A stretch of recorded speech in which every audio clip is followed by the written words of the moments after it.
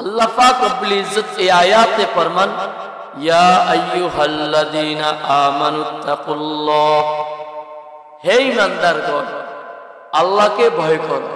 কাকে ভয় করো? আল্লাহকে ভয় করো। কিভাবে?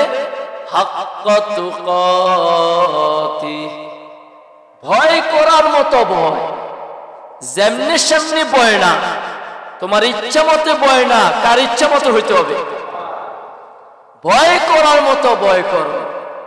ওয়ালা তামুতুন্না ইল্লা ওয়া আনতুম মুসলিমুন। আল্লাহ বলেন, হে ঈমানদারগণ মুসলমান হওয়া ব্যতীত মৃত্যুবরণ করিও না।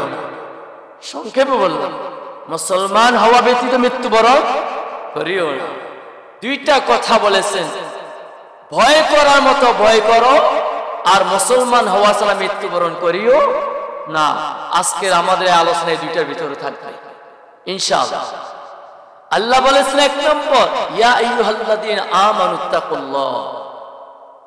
আমার শেখ ও মুর্শিদ লালপুরা হযরত রাহমাতুল্লাহ আলাইহি উনি উদাহরণ দিতেন। মানুষ একজনকে হাসপাতালে নিয়ে গেছে। কোথায়? হাসপাতালে, জরুরি বিভাগে তাকে ঢুকাইছে। ঢুকানোর পরে ডাক্তার এমবিবিএস আসি জিজ্ঞাসা করছেন তার রোগটা কি। এবার সাথে যারা গেছে তারা একে একে রোগ নাম দিতেছে। তার ডায়াবেটিস, তার প্রেসার, তার মাথা ব্যথা, তার জ্বর, তার সর্দি, তার কাশি, তার পেতলা পায়খানা, মানে বলতে বলতে আর শেষ নাই।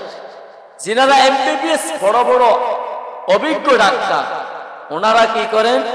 সর্বপ্রথম তাকে কিছু বহুমুখী ট্যাবলেট খাওয়াইয়া দেন। বহুমুখী, কথা বুঝতে পারছি? কেন ট্যাবলেট গুলা খাওয়াই দেন, ক্যাপসুল গুলা খাওয়াই দেন?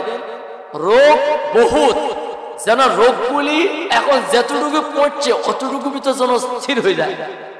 এরপরে রোগের ভিতরে দুই ভাগে বিভক্ত, একটা হলো হুজদারি আর একটা হলো আদালতি।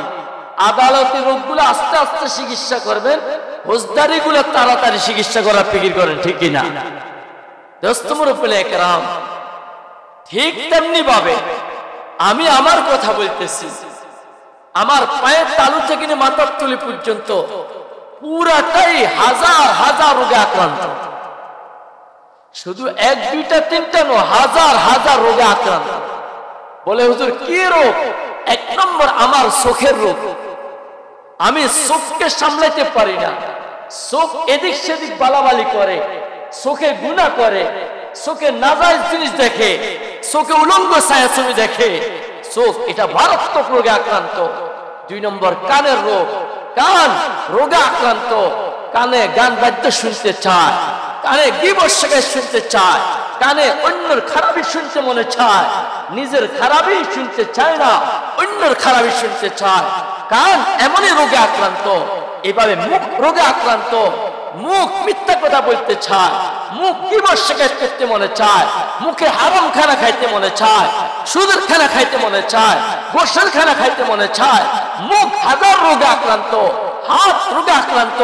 হাত বেগানা নারীকে স্পর্শ করতে মনে চায়, হাতে কলমে গুথাইয়া সুদের টাকা খাইতে মনে চায়, গোসল টাকা খাইতে মনে চায়, অন্যের মাথার উপর আঘাত করতে মনে চায়, অন্যের উপর আঘাত করতে মনে চায়। এমনই হাতের অপরাধ। হাত এমনই রোগে আক্রান্ত। পাও এইভাবে রোগে আক্রান্ত। পাও মিথ্যার দিকে বাড়াতে চায়, পাও মসজিদের দিকে বাড়াতে চায় না, খেলার দিকে বাড়াতে চায়, বেগানা নারীর সাথে কথা বলতে বাড়াতে মনে চায়, পাও ফালতু কাজে বাড়াতে মনে চায়। এটা আমার পায়ের রোগ। আমার দোস্তমর উপরে একরাম, পায়ের তালু থেকে নিয়ে মাথার তুলি পর্যন্ত পুরো দেহটা আমি হাজার রোগে আক্রান্ত, হাজার রোগে আক্রান্ত। আল্লাহ কো বান্দা, সব রোগগুলা এক জায়গায় স্থির হয়ে যাবে। একটা ওষুধ তোমার কলবের ভিতর ঢুকে দিচ্ছি, ইয়া আইয়ুহাল্লাযীনা আমানুত্তাকুল্লাহ, আমানুত্তাকুল্লাহ। হে ঈমানদার, কলবে একটা ওষুধ ঢুকো, যেটার নাম আল্লাহর ভয়। এটার নাম কি? আল্লাহর ভয়। এই ভয়ের ট্যাবলেটটা তোমার কলবে ঢুকো, সব রোগগুলো আর বাড়াবে না, চক্ষু আর গুনাহ করবে না, কান আর গুনাহ করবে না, মুখ আর গুনাহ করবে না, হাত পা আর গুনাহ করবে না। জীবন শুদ্ধ হবে, জীবন শুদ্ধ হলে পরিবার শুদ্ধ হবে, পরিবার শুদ্ধ হলে সমাজ শুদ্ধ হবে, সমাজ শুদ্ধ হলে এলাকা শুদ্ধ হবে, এলাকা শুদ্ধ হলে রাষ্ট্র শুদ্ধ হবে, রাষ্ট্র শুদ্ধ হলে পৃথিবী শুদ্ধ হবে। ঠিক কিনা? একমাত্র একটা কারণ যেটা আমার ভিতরে ওই জিনিসটা নাই, তাকওয়া আল্লাহ। নাম কি বলে? সবাই বলে তাকওয়া আল্লাহ। আল্লাহু আকবার। আমার দোস্ত মুরব্বী, আজ আমার সমস্যা একটা, যেটার নাম গুনাহ। বলেন সমস্যা কয়টা? একটা, যেটার নাম কি? গুনাহ। আজ আমার ব্যক্তিগত অশান্তির মূল কারণ কয়টা? একটা, নাম কি? সবাই বলে গুনাহ। আমার পরিবারের অশান্তির মূল তালাশ করলে দেখা যায় একটা, যেটার নাম কি? গুনাহ। আমার সমাজের ভিতরে অশান্তির মূল কারণ তালাশ করলে একটা দেখা যাবে, যেটার নাম কি? গুনাহ। আমার প্রতিষ্ঠানের ভিতরে সমস্যার মূল তালাশ করলে দেখা যাবে কয়টা? একটা, যেটার নাম কি? গুনাহ। আমার দেশের ভিতরে সমস্যার মূল কারণটা কি তালাশ করলে একটা দেখা যাবে, যেটার নাম কি? গুনাহ। এই গুনাহটা কেন হচ্ছে? এক, রব্বুল আলামিনের পক্ষ থেকে যে আমাকে ট্যাবলেটটা খাইতে বলছে, সেই ট্যাবলেটটা আমি কলবে ঢুকাই না, সেই ট্যাবলেটটা আমি বাইরে রাখি, যার জন্য শুধু গুনাহ গুনাহ গুনাহ গুনাহ, অন্ধকার অন্ধকার ছাড়া আর কিছুই নাই। ঠিক কিনা? আমার দোস্ত মুরব্বী একরাম, গুনাহ অন্ধকার। গুনাহ বলেন গুনাহ কি? সবাই বলি, সবাই বলি গুনাহ কি? কিসেকে অন্ধকার করে? এক নম্বর কলবে। একজন মানুষ, নবী বলেছেন, একটা গুনাহ করে তার কলবে একটা কালো দাগ পড়ে, দুইটা গুনাহ করে দুইটা কালো দাগ পড়ে, তিনটা গুনাহ করে তিনটা কালো দাগ পড়ে। এমনই গুনাহ করতে করতে করতে তার কলবটা কালো কালো হবে না, আলো আলো হবে, কালো কালো হইয়া যাবে। এই লোকটার কলবটা যখন কালো কালো হইয়া যায়, গুনাহগার ব্যক্তির চেহারাটার আলো থাকে না, চেহারাটাও কালো হয়ে যায়। ঠিক কিনা? গুনাহগারের চেহারা আলো থাকে না, কালো কালো হইয়া যায়। এই কালো চেহারা হওয়ার মূল কারণ হলো গুনাহ। কথা বুঝতে পারছি? দুই নম্বর, চেহারা কালো হয়ে যায়। তিন নম্বর, গুনাহ কবরকে কালো করে। বলেন গুনাহ কি কাকে কবর, কাকে কাকে? তিন নম্বর, এক নম্বর কি বলছি? কলব। এক নম্বর গুনাহ কাকে কালো করে? বান্দার কাকে? কলবকে। কলব কালো হয়ে যায়। দুই নম্বর, গুনাহ দ্বারা বান্দার কি কালো হয়? চেহারা। চেহারা বলেন কি? চেহারা। একজন মানুষ কালো, কিন্তু আল্লাহ ওয়ালা দেখবেন তার চেহারার ভিতর কালো হলেও সেখানে একটা আলো বের হয়। ঠিক কিনা? কিন্তু একজন মানুষ চেহারা অত্যন্ত সুন্দর, কিন্তু গুনাহর কারণে তার চেহারা সুন্দর হয়ে বিশ্রী হইয়া যায়। এটা কারণ কি? কারণ কি? গুনাহ। তাহলে গুনাহ এক নম্বর কি কাকে কালো করে? কলব। দুই নম্বর চেহারা। তিন নম্বর কবর। তিন নম্বর কি? কবর কালো করে। চার নম্বর হাসর। চার নম্বর কি? হাসর। ছয় নম্বর প্রস্রাব। ছয় নম্বর কি? সাত নম্বর কালো স্থান, কালোর দীর্ঘিত স্থান, যেটার নাম জাহান্নাম। সেই জাহান্নামের ভিতর গুনাহ আমাকে নিক্ষেপ করে। নাউজুবিল্লাহ। ইয়া আইয়ুহাল্লাযীনা আমানুত্তাকুল্লাহা হাক্কা তুকাতিহ ওয়া লা তামুতুন্না ইল্লা ওয়া আনতুম মুসলিমুন। আল্লাহ বলেন, হে ঈমানদারগণ, আল্লাহকে ভয় করো। কেমনে ভয় করবো আমি? আমার স্বাধীন মতে নয়, আমার ইচ্ছা মতে নয়, আমার চাওয়া মতে নয়, আমার যখন মনে চায় তখন নয়। আল্লাহ বলেন, বান্দা, তোমার প্রত্যেকটা ক্ষেত্রে তোমাকে একটা ট্যাবলেট কলবে রাখতে হবে, যেটার নাম তাকওয়াল্লাহ। যেটার নাম কি? তাকওয়াল্লাহ। আল্লাহর ভয়। আমার দোস্ত মুরব্বিনে কেরাম, এই ভয়ের অভাব আমার কলবের ভিতরে না হলে আমার গুনাহ কেমনে হয়? আমার গুনাহ কেমনে হয়? আমি গুনাহগার কেমনে থাকি? আমার পরিবার কেমনে গুনাহ করে? আমার সমাজ কেমনে গুনাহ করে? আমার প্রতিবেশী কেমনে গুনাহ করে? আমার প্রতিষ্ঠানে কেমনে গুনাহ হয়? নিশ্চয় কিসের অভাব? বলেন কিসের অভাব? তাকওয়ার অভাব। আল্লাহর হাবিব জনাবে রাসূলুল্লাহ সাল্লাল্লাহু আলাইহি ওয়াসাল্লামকে সাহাবায়ে কেরাম প্রশ্ন করলেন, ইয়া রাসূলুল্লাহ, ইয়া হাবিবাল্লাহ, বেশিরভাগ মানুষ যে জান্নাতে যাবেন, কয় গুণে জান্নাতে যাবেন? কয় গুণে? নবী বলেছেন 2 গুণ। কয় গুণ? দুই গুণ। এক নম্বর তাকওয়াল্লাহ, এক নম্বর তাকওয়াল্লাহ। আমার দোস্ত মুরব্বানি কেরাম, তাকওয়ার পাওয়ার এখানে দেখা যাবে বা দেখা যাবে না, কিন্তু কিয়ামতের ময়দানে সেটা স্পষ্ট হয়ে যাবে। যার দুনিয়াতে তাকওয়ার পাওয়ার যত বেশি থাকবে, সে কিয়ামতের ময়দান থেকে তত আগে ভাগে জান্নাতে ঢুকিয়া যাবে। জান্নাতে ঢুকবে, মাধ্যম নাম কি বলেন কি? তাকওয়া। তাকওয়া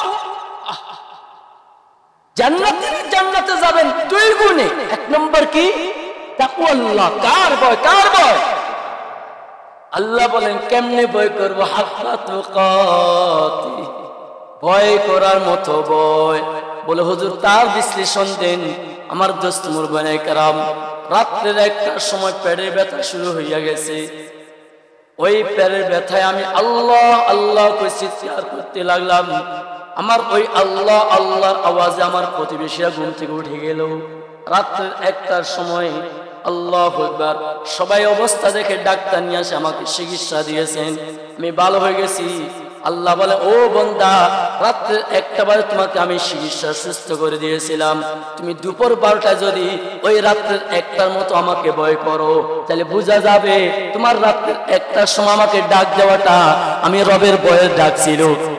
আর যদি দুপুর 12টায় যদি এয়ার কন্ডিশনে বসে অফিস করতে যাই তুমি যদি আমি মালিককে ভুলে যাও, তাহলে বোঝা যাবে তুমি প্রকৃত আমাকে ভয় করানোওয়ালা নয়। তুমি রাত্রে যে ডাক দিয়েছো সেটা কোনো ভয়ের ডাক নয়, সেটা হলো তোমার পেটের ব্যথার ডাক।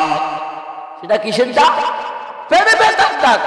যদি তুমি সত্যকার আমাকে ভয় করার মতো ভয় করো, দুপুর 12টায় অফিসে বসেছো, তখন আমাকে ওইরকম ভয় করতা। আর রাত্রে একটাও তখন ওইভাবে ভয় করতা। যারা প্রকৃত ভয় করেওয়ালা, তারা রাত্র না দিন তারা কখনো ব্যবধান করে না। তারা 24 ঘন্টা কাকে ভয় করেন? কাকে ভয় করেন? এমনই ভয় করেওয়ালা কোনোদিন গুনাহ করতে পারে না। হযরতে, আপনাদের কষ্ট হচ্ছে? খলিফাতুল মুসলিমিন হযরতে ওমর রাদিয়াল্লাহু তাআলা আনহু, ওনার স্বভাব ছিল, ওনার যোগে এলাকাতে ঘুরে ঘুরে দেখা মানুষের পরিস্থিতি কেমন, কে কি করেন না করেন। গভীর রাত্রে বের হয়েছেন, এলাকায় এলাকায় হাঁটতেন, মানুষের অবস্থা কি। এক কুড়িঘর দেখতে পারলেন। কুড়িঘরের ভিতর মিটি মিটি বাতি জ্বলে। মিটি মিটি ঘরে কি জ্বলে? বাতি জ্বলে। খলিফাতুল মুসলিমিন হযরত ওমর ওই বাতিটা দেখে আস্তে আস্তে করে সামনে আগাইলেন।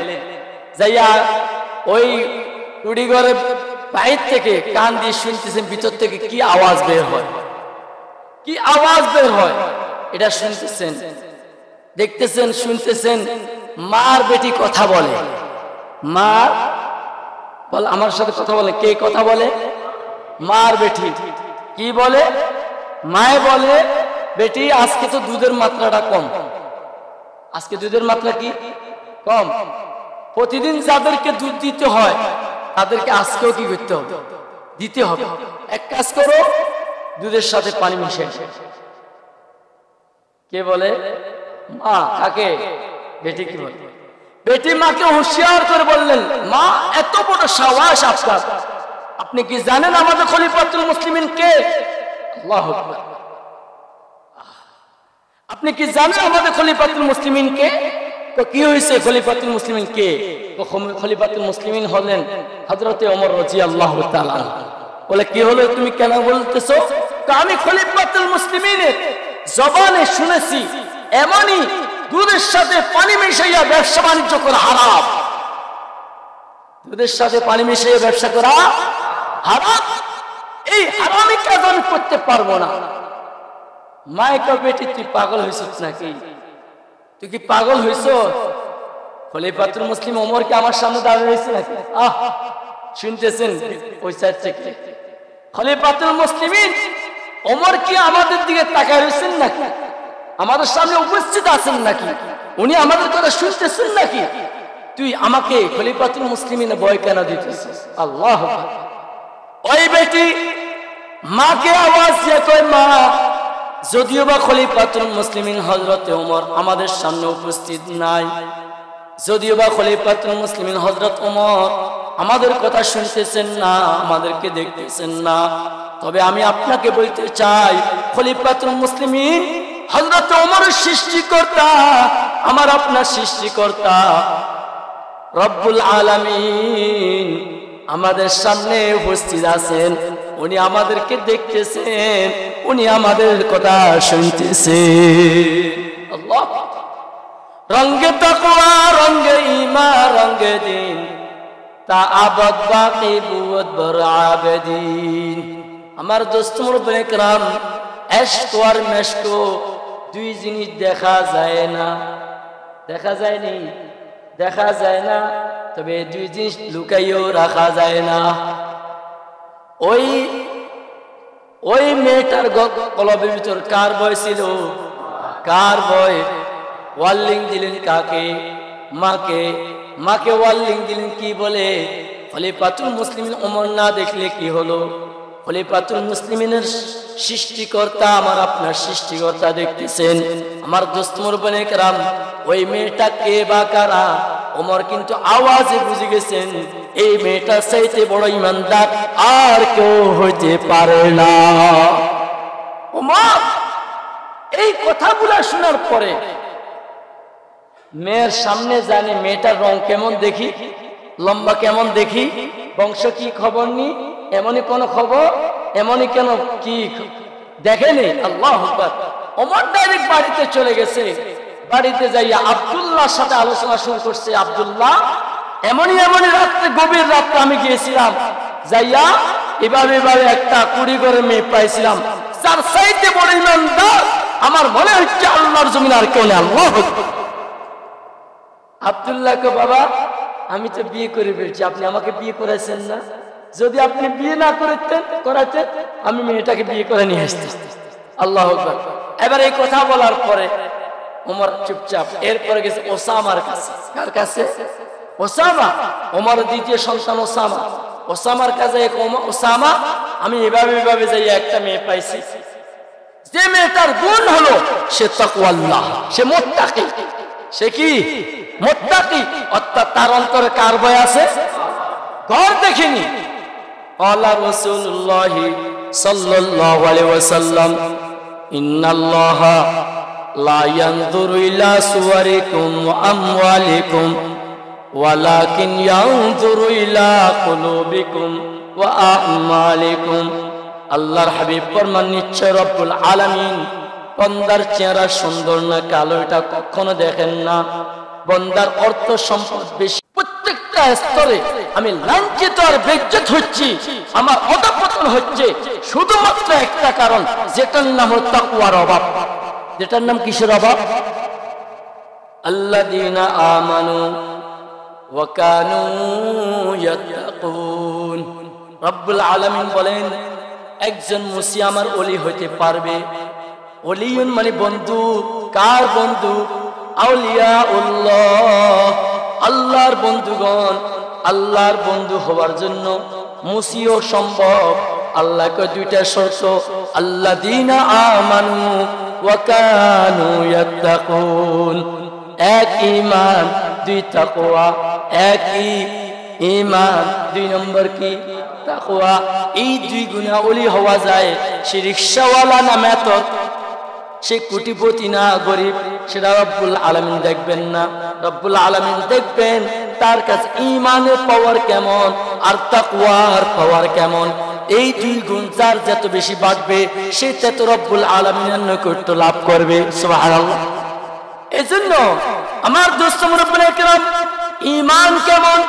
আল্লাহর হাবিব জনাব রাসূলুল্লাহ সাল্লাল্লাহু আলাইহি ওয়াসাল্লামের দরবারে একজন সাহাবী আসলেন। আসি ওনার ভাইয়ের কথা বললেন, ইয়া রাসূলুল্লাহ, ইয়া হাবিবাল্লাহ, আমার ভাইয়ের পাতলা পায়খানা হয়। কি হয়? ঈমান বুঝেছি, আমার ভাইয়ের পাতলা পায়খানা হয়। আল্লাহর হাবিব যখন পাতলা পায়খানার কথা বললেন, হে আমার সাহাবী, যাও তোমার ভাইকে সুন্দর করে মধু খাওয়াই দাও। কি খাওয়াই দাও? মধু খাওয়াই দাও। সাহাবী রাসূল কোনো মন্তব্য করেন নেই, কোনো উল্টা কোনো চিন্তাধারা যায় নেই। যেখানে নবী বলেছেন, নবীর কথা সকালবেলা সূর্য ওঠা ভিতরে সন্দেহ, মদিনার মুহাম্মদুর রাসূলুল্লাহ সাল্লাল্লাহু আলাইহি ওয়াসাল্লামের কথার ভিতরে কোনো সন্দেহ নাই। আল্লাহু আকবার। সাহাবী রাসূল বাড়িতে যাইয়া সুন্দর করে ভাইকে মধু খাওয়াই দিলেন। মধু গরম, আমাদের খতিব সাহেব যদি আমাদেরকে বলতেন মধু খাবার, আমরা বলতাম হুজুর আপনি জানেন না, পেট যখন নরম হইয়া যায়, মধু গরম জিনিস, পেটে গেলে পাতলা পায়খানার মাত্রা আরো বেড়ে যাবে, পাতলা পায়খানার মাত্রা আরো বেড়ে যাবে। হুজুর আপনি সব ব্যাপারে আপনি অভিজ্ঞ নাই আপনার, আপনি সব ব্যাপারে মশওয়ারা দিয়েন না, তাই আপনার কথা মানতে পারতেছি না, আমরা মানবো না। কিন্তু সাহাবী রাসূল নবী বলতে দেরি, মানতে দেরি না, ডাইরেক্ট বাড়িতে এসে কি খাওয়াই দিছে, খাওয়াই দেওয়ার পরে বাথরুমের মাত্রা পায়খানা, পাতলা পায়খানার মাত্রা আগে থেকে বেড়ে গেছে। আগের তো কি গেছে, যদি গতকাল যদি 10 বার যায়, এবার আজকে পুরা দিনে 20 বার। সাহাবী রাসূল নবী যেখানে বলেছেন এক জররাও নবীর প্রতি আস্থার ভিতরে কোনো আঘাত আসে নাই, দৌড়ি নবীর কাছে আসলেন, আল্লাহর হাবিবের দরবারে আসলেন। ইয়া রাসূলুল্লাহ, ইয়া হাবিবাল্লাহ, আপনি বলেছেন মধু খাওয়াই দিতে, আমি মধু খাওয়াই দিয়েছিলাম। নবী বললেন কি হলো? ইয়া রাসূলুল্লাহ, আগ থেকে পায়খানার মাত্রা আরো বেড়ে গেছে। আল্লাহর হাবিব বললেন আমার সাহাবী, যাও তাড়াতাড়ি তোমার ভাইকে আজকে আবার মধু খাওয়াই দাও। কি খাওয়াই দাও? আমাকে যদি বলা হইতো হুজুর আর বলিয়েন না আপনি মধু খাওয়াইতে, আপনার কথা শুনবো না। কিন্তু সাহাবী রাসূল কোনো চোচরা করেননি, ডাইরেক্ট নবী বলতে দেরি, ডাইরেক্ট বাড়ি দিয়ে যাইতে দেরি করেননি। যাইয়া নবী বলেছেন মদিনার মুহাম্মদুর রাসূলুল্লাহ সাল্লাল্লাহু আলাইহি ওয়াসাল্লাম বলেছেন, যাই সুন্দর করে মধু খাওয়াই দিলেন। এবার হইয়া গেছে ডাইরেক্ট বুঝেন, আগে তো গণিত 1 2 3 আসা যাওয়া, এখন আর আসা যাওয়া করার সুযোগ নাই, বিষ নাই, ডাইরেক্ট। সাহাবী রাসূল ঈমান বুঝাচ্ছি, সাহাবী রাসূল এরপর নবীর প্রতি আজমত, সম্মান, ইজ্জত এক জররা পরিমাণে কোনো চিন্তা করেন নেই, আজমতের কমতি করেন নেই। সাহাবী রাসূল দৌড়ে নবীর দরবারে আসলেন। ইয়া রাসূলুল্লাহ, ইয়া হাবিবাল্লাহ, আমার ভাইকে তো মধু খাওয়াই দিলাম। নবী জিজ্ঞাসা করলেন কেমন হলো? ইয়া রাসূলুল্লাহ, ইয়া হাবিবাল্লাহ, এবার ডাইরেক্ট হয়ে গেছে। আল্লাহর হাবিব ফরমালেন, হে আমার সাহাবী, আমার আল্লাহর কথা সত্য, বলেন সুবহানাল্লাহ। আমার আল্লাহ বলেছেন ইয়াখরুজু মিন বুতুনিহা শারাবুন মুখতালিফুন আলওয়ানুহু ফীহি শিফাউন লিন-নাস। আমার আল্লাহ বলেছেন মধু মানব জাতির জন্য ঔষধ। আল্লাহু আকবার। আমার আল্লাহ বলেছেন মধু মানব জাতির জন্য সেবা। ও আমার সাহাবী, তোমার ভাইয়ের পেটের কোনো সমস্যা থাকতে পারে, আমার বুঝে আসতেছে না কেন তোমার ভাইয়ের পেট ভালো হচ্ছে না। আমার আল্লাহর কথা সত্য। নবী কার উপর ঈমান আনছেন? নবী কার উপর? আর সাহাবী কার উপর? নবীর উপর। সাহাবী কার উপর? নবীর উপর ঈমান আনছেন। সাহাবী রাসূলকে এবার বলেন, হে আমার সাহাবী, যাও আজকে শেষবারের মতো মধু খাওয়াই দেখো, আজকে শেষবারের মতো মধু খাওয়াই দেখো। সাহাবী রাসূল কোন চুচরা করলেন না, এবার সুন্দর করে যাইয়া মধু খাওয়াই দিলেন। আল্লাহু আকবার। ওই সাহাবী পুরো দিন নবীর দরবারে মুস্কি হাসি দিয়া দিয়া আসতেছে। আল্লাহ হাবিব জিজ্ঞাসা করলেন, আমার সাহাবী কারণটা কি, তুমি হাসতেছো কেন? ইয়া রাসূলুল্লাহ, ইয়া হাবিবাল্লাহ, আপনি যখন গতকাল আমাকে আবার পাঠালেন মধু খাওয়াই দিতে, আমি আপনার উপরে ঈমান নিয়ে আসছি, আপনি যাই বলছেন তাই করেছি। যে সুন্দর করে আবার ভাইকে মধু খাওয়াই দিয়েছি। চতুর্থবার ভাইকে যখন মধু খাওয়াই দিলাম, আলহামদুলিল্লাহ, ভাইয়ের পেটটা পরিপূর্ণ সুস্থ হয়ে গেছে।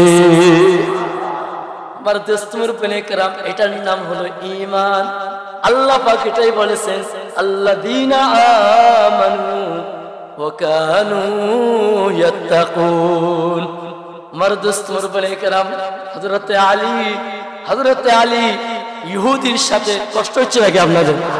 হযরতে আলী ইহুদির সাথে ঝগড়া, একবার আলী ফেলায়, একবার আলীরে ফেলায়, শেষ পর্যন্ত আলী ইহুদিকে ফেলাইয়া বুকের উপর বসে গেছে, তলোয়ার হাতে নিয়ে ফেলছেন।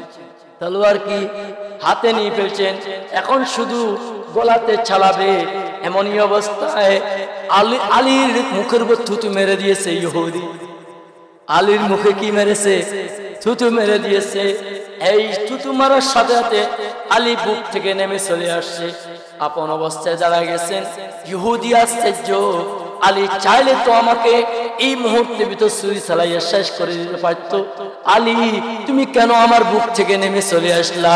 আল্লাহু আকবার।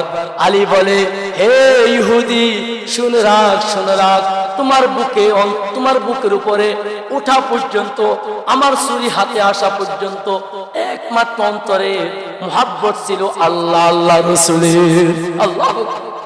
হে ইহুদি, তুমি যখন নিজ থেকে আমার মুখের উপর থুতু মেরে দিয়েছো, আমার ব্যক্তিগত গুসা এসে গেছে। আল্লাহু আকবার। আমার ব্যক্তিগত গুসা এসে গেছে।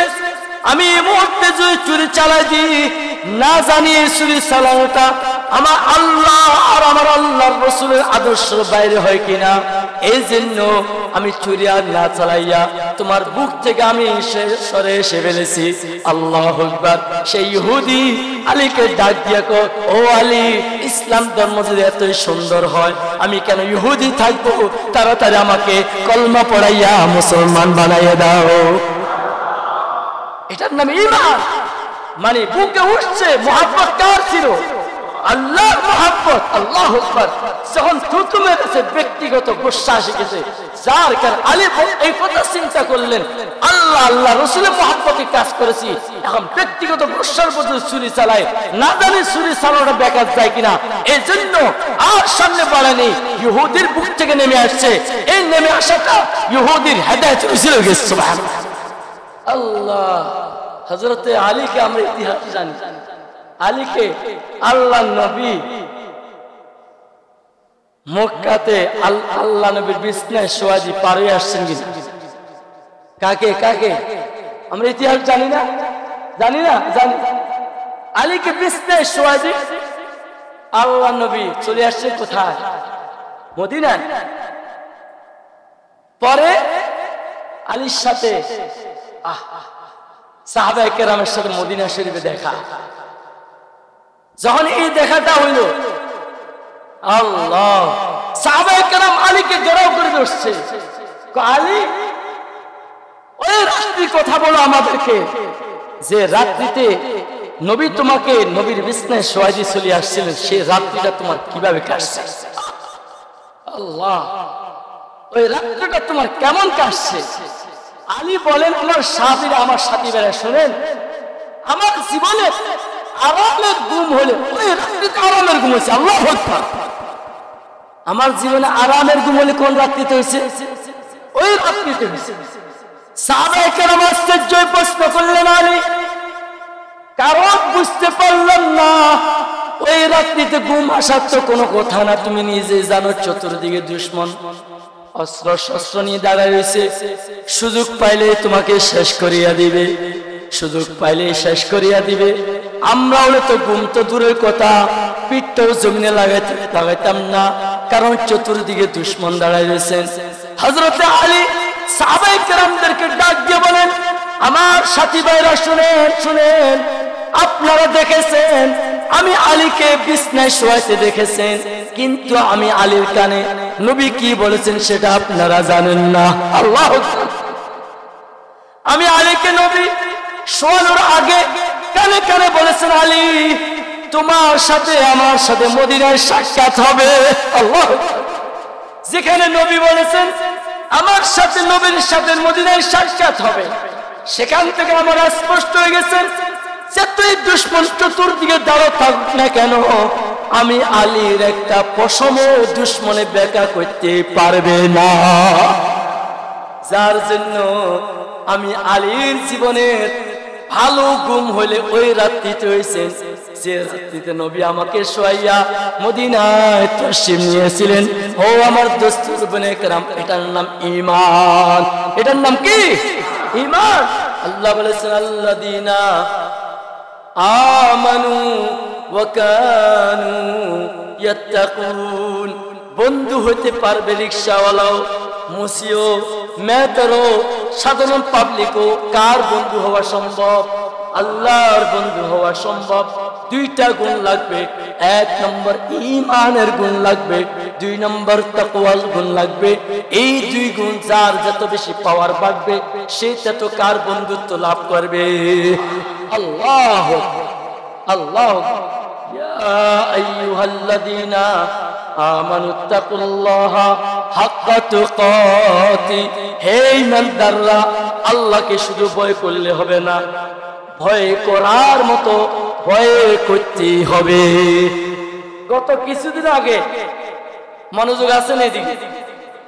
মনোযোগ না থাকলে আমি মনে রাখছি। মনোযোগ আছেন? গত কিছু আগে পন্নাতে গেছে, আল্লাহ দিলে আলহামদুলিল্লাহ কিছু মানুষকে দেখছি ওই বন্যারে দেখি 5 ওয়াক্ত নামাজ রেগুলার করছে। পড়ছে কি পড়েনি? পড়ছে। কিন্তু ওই লোকগুলার এখন মসজিদে আর দেখা যায় না। বুঝলেন না? আমার কথা বুঝছেন? ওই লোকগুলাকে এখন আর মসজিদে দেখা, তাহলে বন্যার সময় ছিল এখন নাই, কারণটা কি? তখন ওই আল্লাহ ছিল এখন নাই, নাউজুবিল্লাহ। আল্লাহ বলেন হে ঈমানদার, বন্যা অবস্থায় তোমাকে আমি রব্বুল আলামিন যেভাবে হেফাজত করেছি, তোমার সাথে ছিলাম, এখন আমি তোমার সাথে আছি। আল্লাহু আকবার। হে ঈমানদার, বন্যার সময় তুমি আমাকে ভয় করে নামাজ পড়েছো, এখন নামাজ ছেড়ে দিয়েছো, তাহলে বোঝা যায় তখন যে নামাজ পড়েছো এটা প্রকৃত আমাকে ভয় করিয়া নামাজ পড়নি, পানির ভয়ে তুমি নামাজ পড়েছো। আর যদি প্রকৃত আমাকে ভয় করতা এখনো তুমি রেগুলার তুমি নামাজ পড়িয়া যাইতা, ঠিক না?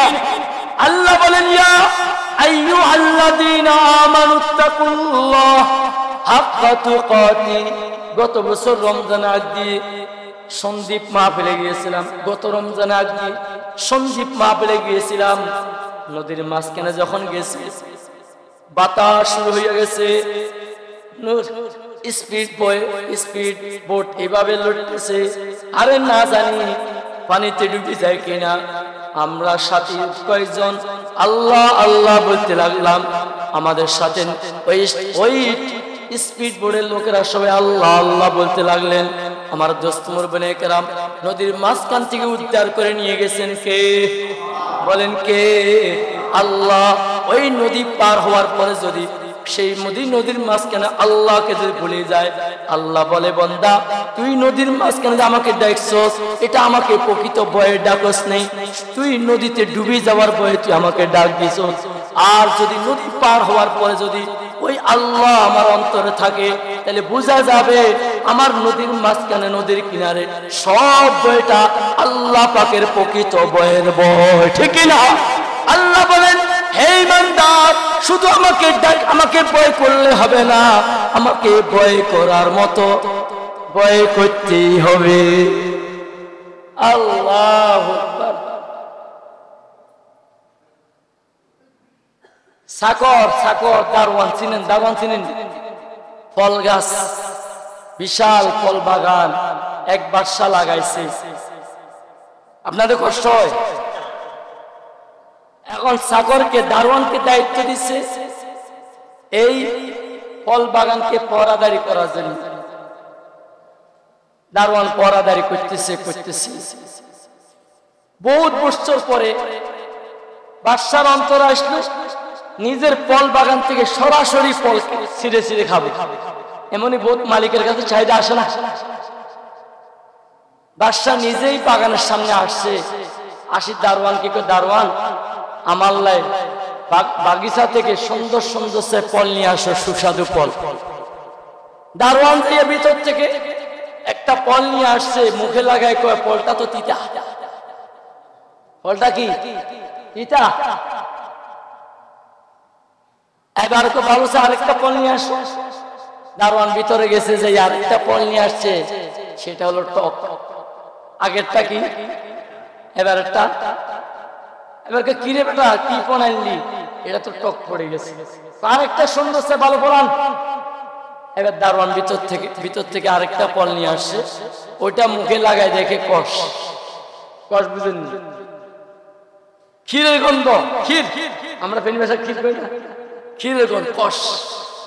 তিতা তো কোনো মুখে লাগা যায়, টক তো কোনো মুখে লাগা যায়, ক্ষীরের গন্ধ ক্ষীর তো মুখে লাগে, মুখেটা তো হলে নষ্ট হয়ে যায়। এবার বাদশার মেজাজ এমন গরম হলো, ফল বাগানের মালিক তুই না আমি? আপনি।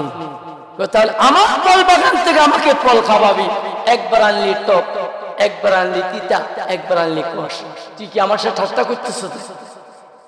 এমন চেতা চেতল বাদশা সাহেব। চেতার পরে দারোয়ানে বাদশারে জিজ্ঞাসা করে, জাহাপনা বাদশা সাহেব আপনাকে একটা প্রশ্ন করি, প্রশ্নটার উত্তর দিন। কি প্রশ্ন?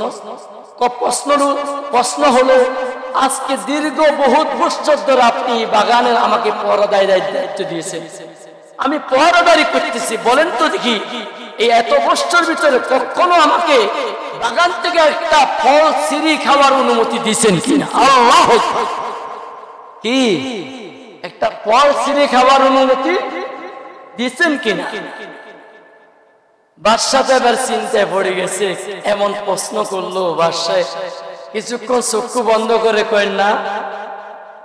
এবার দারোয়ান ওই বাদশাকে ডাক দিয়ে বলো, জাহাপনা বাদশা সাহেব, যদি আমি আল্লাহকে বিশ্বাস করি, যদি আমি কিয়ামতের ময়দানকে বিশ্বাস করি, যদি আমি হাসরকে বিশ্বাস করি, যদি আমি কবরকে বিশ্বাস করি, যদি আমি ইমানদার হই, কিভাবে আপনার অনুমতি ছাড়া এই বাগান থেকে একটা ফল ছিঁড়ে মুখে লাগাবো? এটা কখনো সম্ভব নয়। এই জন্য আমি এই বাগানের ফল কোনটা তিতা, কোনটা সুস্বাদু, কোনটা টক, কোনটা মিষ্টি, আমি কিছুই জানি না। আপনি বলেন, আমি আন্দাজ করে করে আপনার জন্য রং দেখে দেখে তিনটা ফল নিয়ে আসি, মূলত এই ফলের ভিতরে তিতা না মিঠা আমি কিছুই জানি না। আল্লাহ বলেন, ইয়া আইয়ুহাল্লাযীনা আমানুত্তাকুল্লাহা হাক্কা তুকাতি। ওই মালিকের সামনে তুমি যেমনি ভাবে ভয়ে মালিক দেখবে, এই জন্য কোনো ফল মুখে দেও না। মালিক না থাকা অবস্থায় তেমনি ভাবে কিছু মুখে না দেওয়া, এটাকে বলে প্রকৃত ভয়ের মতো ভয়। আল্লাহ বলেন, হে ইমানদার, আমাকে শুধু ভয় করলে হবে না, আমাকে ভয় করার মতো ভয় করতে হবে। আল্লাহ বলেন, শুধু ভয় করলে হবে না, ব্যবসার খাতিরে আমাকে ভয় করতে হবে, পরিবারের খাতিরে আমাকে ভয় করতে হবে, সমাজের খাতিরে আমাকে ভয় করতে হবে, প্রত্যেকটা ক্ষেত্রে আমাকে ভয় করার মতো ভয় করতে হবে। যখন বন্ধুর সাথে গল্প গুজব করতে বসি, তখন এমন গল্প করি জীবনের আমলগুলো শেষ হয়ে যায়, যার জন্য আল্লাহ বলেন, তখনও তোমাকে আমাকে ভয় করার মতো ভয় করতে হবে। তোমার সুবিধা মতে ভয় করলা আর সুবিধা মতে ভয় আমাকে বলে গেলা, কখনো তোমার ঈমানের পরিচয় হবে না। এজন্য আজকাল আমাকে আমি বলতেছি, পাগড়ি, দাড়ি, জুব্বা, আস্তান, মালানা, হাজি, গাজী, পীর সব ঠিক আছে, কিন্তু যখন গোশের গাম বান্ডিল যখন আমার হাতে আসে, তখন ডানে বামে আস্তে করে পকেটে। আল্লাহ কয়, আল্লাহর ঘোষণা মতো ভয় হয়েছে, ভয় হয়েছে, পিছনে জায়গা হচ্ছে না সম্ভবত, আপনারা জিকির করতে তো একটু সামনের দিকে আসি। লা ইলাহা ইল্লাল্লাহ, লা ইলাহা ইল্লাল্লাহ, লা ইলাহা ইল্লাল্লাহ, লা ইলাহা। আরো সামনে, লা ইলাহা ইল্লাল্লাহ, লা ইলাহা ইল্লাল্লাহু মুহাম্মাদুর রাসূলুল্লাহ সাল্লাল্লাহু আলাইহি ওয়াসাল্লাম। তাহলে আমি দুইটা কথা বুঝেছি, এক হলো আল্লাহ বলছেন দুই কথা, এক হলো আমাকে শুধু ভয় করলে হবে না, ভয় করার মতো ভয় করতে হবে। আমার দোস্ত মুরব্বিনে কেরাম, গত কিছুদিন আগে আমরা দেখেছি একজন দাড়িওয়ালা মানুষ অপরাধী হয়ে গেছে, যার জন্য দাড়ি কামাইয়া চুরি করতে চাইছে, পাচ্ছেন বুঝেন? তাহলে দাড়ি রাখছে এটা ভয়ে না? কথা বুঝেন? কথা বুঝেছি? আমার বুঝতে পারছি। যদি প্রকৃত অন্তর রব্বুল আলামিনের ভয় থাকে, আল্লাহর কসমকে বলি, তার গলায় ফাঁসি আসলেও সে দাড়িতে হাত লাগাইতে পারত না। আল্লাহ বলেন ইয়া আইয়ুহাল্লাযীনা আমানু মামলা হামলার ভয় দাড়ি কাটি ফেলবা, এটাকে বলে সুবিধাবাদী ভয়, এটা হলো স্বার্থবাদী ভয়। আমাকে সুবিধাবাদীর ভয় করলে হবে না, ভয় করার মতো ভয় করতে হবে, ঠিক কিনা? আমার দোস্ত 14 গ্রাম জ্বালাও পোড়াও আন্দোলন গেছিল যে গত তত্ত্বাবধায়ক আমলে, আজকে 17-18 বছর আগে।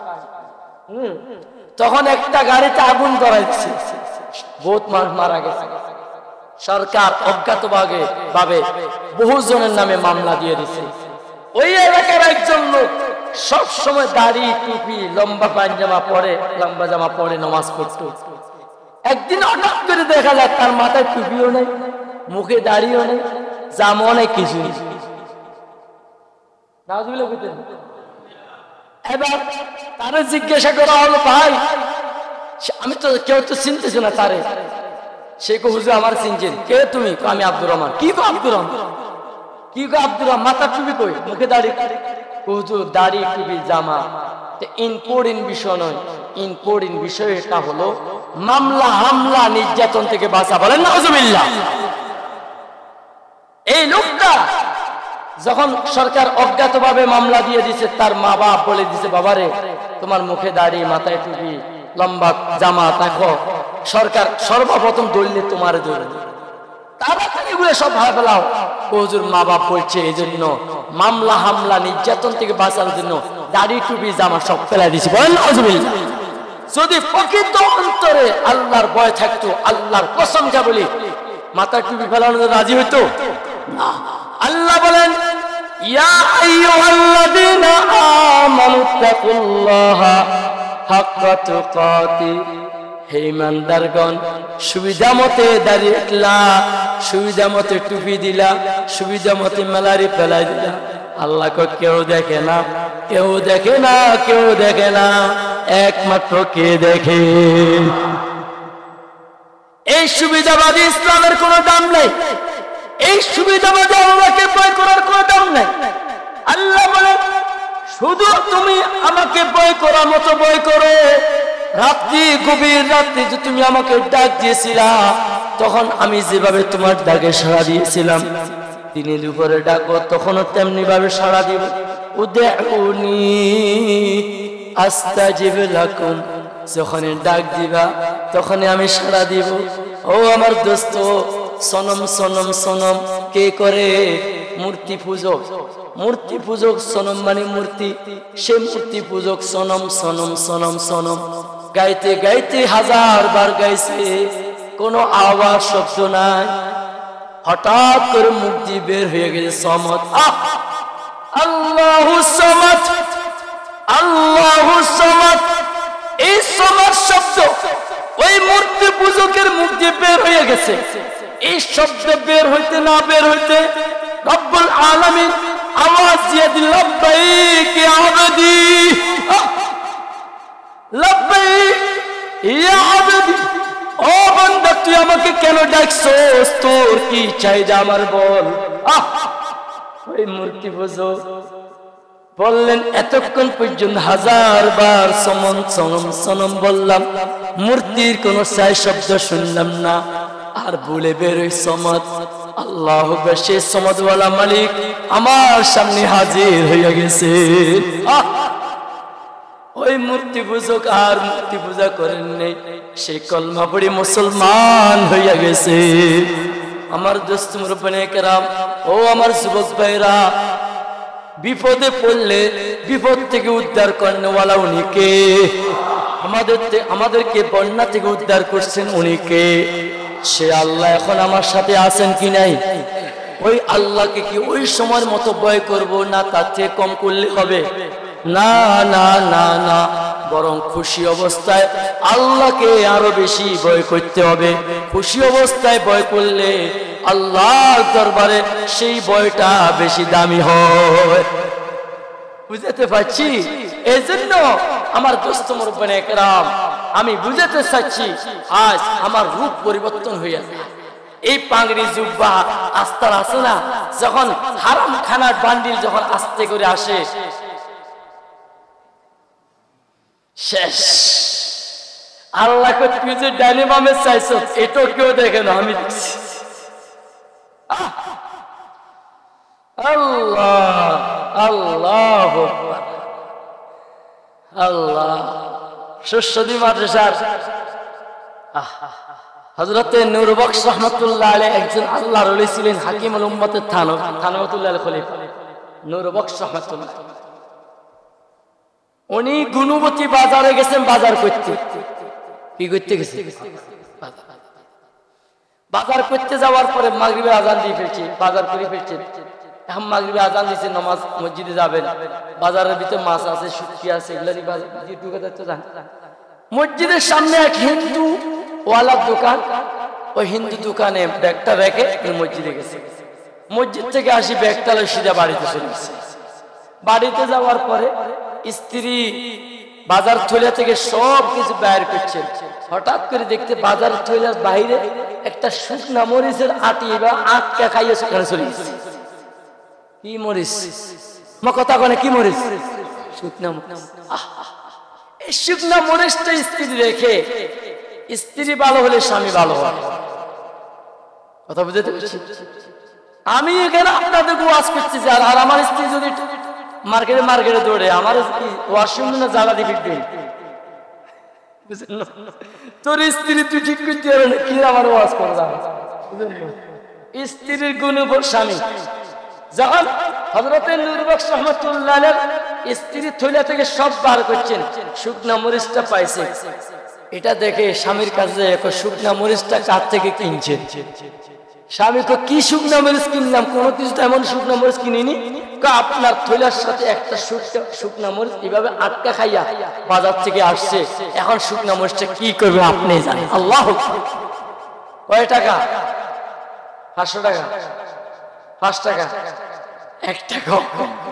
কিন্তু সম্পদটা কার? মানুষের। বলেন সম্পদটা কার? হুজুর হযরত নূর বখশ রাহমাতুল্লাহ সাথে সাথে স্ত্রীকে বললেন, তাড়াতাড়ি আমাকে খানা খাওয়াই দাও। এই খানাটা খাওয়াই দেওয়ার আমি তাড়াতাড়ি মালিকের কাছে পৌঁছাই দিতে